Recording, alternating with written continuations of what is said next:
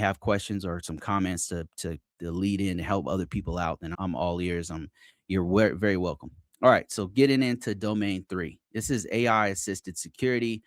And I found like this is a lot of where the rubber hits the road with security. This is a lot of hands-on type stuff in the field itself. This is AI. When you think AI, you're thinking ChatGPT or you're thinking Gemini or things like that. But really, a lot of what's happening is AI assisted, not just security, but AI assisted everything. Because AI is being implemented and integrated into tools we currently have. It's being integrated into your phone. It's being integrated into your computer, eventually, like the back end of your browser. It's being integrated in all these different parts and pieces of things we already use in our everyday life, right? And so now how do we as cybersecurity people protect this stuff? So we're going to be talking about some of the main tools